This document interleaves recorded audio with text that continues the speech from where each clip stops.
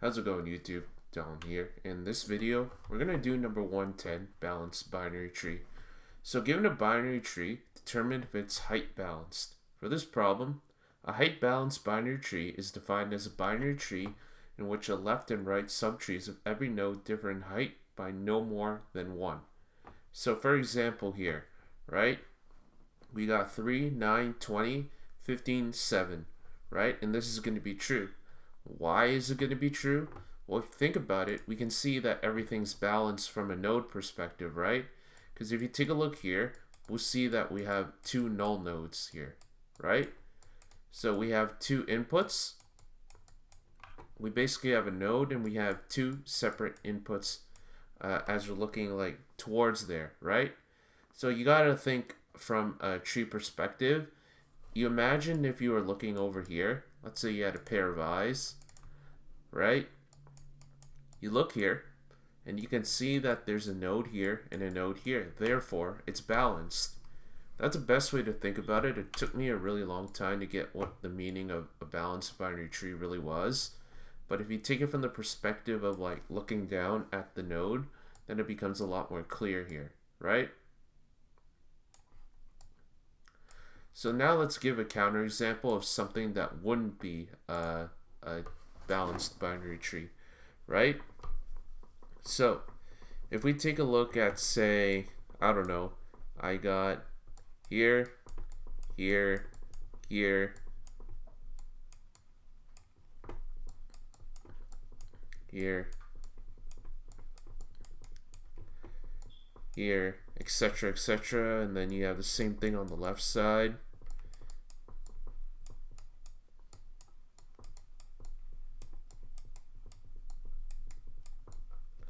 And so on and so on. So you can see here that even though the graphs that we chose here are balanced, but if you look from the perspective of the node, like let's say you have your eyes over here, and you look down on here, you can see that this is a null node, but this one is a regular node, so therefore it's not balanced, right? So the first thing we need to do is obviously we're going to be using a depth first search in order to traverse the entirety of the nodes here. However, the main thing here is setting our constraints here, because we know our overall pattern that we need to do here, but we don't know what the constraints are. So as long as we can figure out our constraints, the depth first search becomes really easy. So what do I mean by that? Well, let's code it up and we'll take a look to see as we're coding up the solution. I'll explain as we go along here. So we're always going to define, as usual, depth first search, right? And we're going to set it to current node. So, and we set our quote-unquote edge case here. So if the current node is none, what we're going to do is we're going to return 0, right? The reason for this is I'm going to get to the end here. Actually, I might just call it right now. So what we're going to do is we're going to return DFS at the root if it's not equal to -1. So if it is -1, we're going to return false. Otherwise, we're going to return whatever the root is, right? And the root is usually, since we're doing a true false value, that's going to be what we're returning, right? A Boolean value rather, right? So if we see here, if current node is equal to 0, what we're going to do is we're going to define our left hand and right hand traversals thing. So, or a recursive call rather, that's the word. Current node dot left, right? And then we have right is equal to DFS current node dot right. In order to traverse down the array here, what we're going to do is we're going to return, and I want to put that inside the actual function here. I'm going to return the max to the left and the right plus 1, right?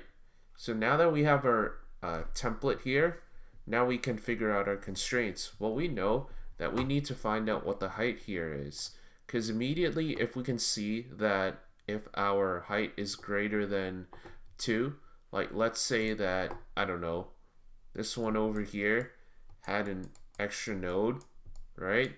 Then this one has a height of 2.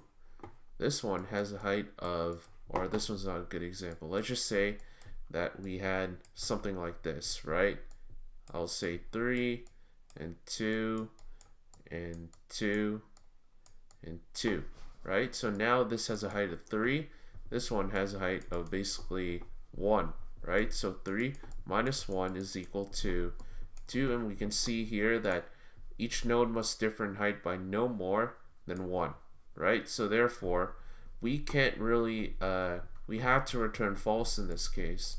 So what do we do here? So what we need to do here is we need to set that condition, right? Since we don't know which side is going to be true or which side is going to be greater, what we want to do is we want to set absolute value. So if our absolute value of the left and the right, left minus right, is greater than 1, this means the tree is not balanced, right? So what we're going to do is we're going to return -1, right? We return -1 as a signal to actually return false, right? So what's left to do?